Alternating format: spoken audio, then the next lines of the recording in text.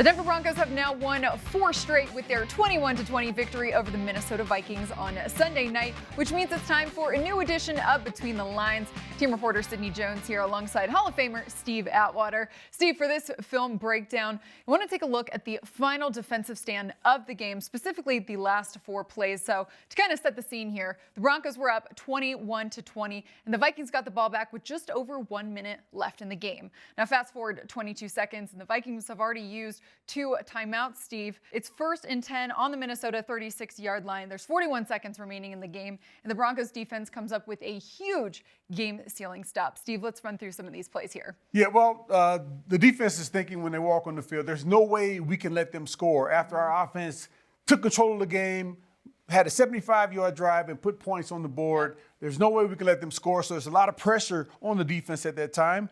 As you can see, the Vikings come out in an empty formation, the running back as a receiver, and they're yelling at each other, hey, it's empty, it's empty, it's empty.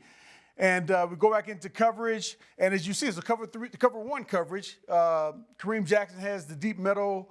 All 3 of the corners were locked up in man, and Justin Simmons was in man-to-man coverage on T.J. Hockenson. And as you'll see, he's going to do a great job of using that right hand to knock that ball out of there and force an incompletion on the play. Just a great play by him, great awareness by him, knowing the down and distance and everything and knowing the situations. But big-time play. Yeah, beautiful pass break up there by Justin, and that was his second one on that final drive. Now, Steve, it's 2nd and 10, 36 seconds left in the game. Yes, the pressure is mounting on the defense. They cannot let them get into the end zone. As you see here, we're lined up with 4 defensive linemen across the line of scrimmage, showing that only 4 guys are coming. But as you'll see here shortly, Josey Jewell is going to sneak up in there. He's going to be a rusher as well. He's going to hit that gap. The running back's going to have to block him. They get nice pressure. They flush Josh Dobbs out of the pocket. And as you'll see, DJ Jones, he had a shot at him.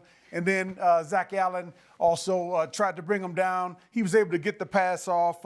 Incomplete, obviously, but he was still able to get it off. Great pressure by that defensive front. Yep, another stop there for them. Moving on, Steve, now it's 3rd down, a couple seconds taken off the clock there with that previous play, so 28 left in the game. Yes, they're doing a great job of getting, holding these guys to no yardage on the first couple of downs. It's 3rd down, pressure still mounting.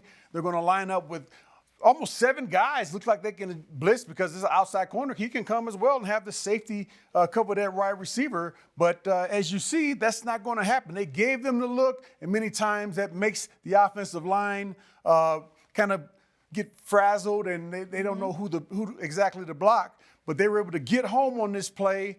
And Josh Dobbs actually had an intentional grounding because he didn't have anyone to throw the ball to. He just wanted to get it out there and not get a sack. But, hey, that ended up costing him 15 yards. So It's a great job. And, again, the offensive linemen are wondering, who's coming? We don't know. We don't really know. So great job with that defensive play design and also the execution of it. Yeah, Steve, and now they just need 1 more stop to win the game here. It's 4th and 25 now, like you mentioned, with that intentional grounding penalty. 1 more stop to keep this Vikings team out of field goal range. Yes, I believe the confidence level is increasing. The odds are stacking in our favor. Now we just have 1 more stop we have to get. And as you'll see, we're going to be in a cover 3 coverage, kind of a prevent type coverage underneath zone defenders. And then Pastor Tan is going to have a deep third along with Justin Simmons and Kareem Jackson there. And, surprisingly, we're able to get a little bit of pressure with just 4 rushers. And Joshua Dobbs really is kind of throwing a Hail Mary type pass because he really doesn't have anything there. And the defenders were in great position, made a great play, and what a great end to a really good defensive job. Yep, 4 straight wins for this team, Steve. And like you mentioned, I mean, this team likes to keep us on our toes here. Hey, that's all right. I think it's an exciting game. I think more people love watching these types of games. They like the close games. They don't like the blowouts. I'm with them. It makes it fun. Steve, appreciate your expertise always. That's going to do it for this edition of Between the Lines. For Steve Atwater, I'm Sydney Jones.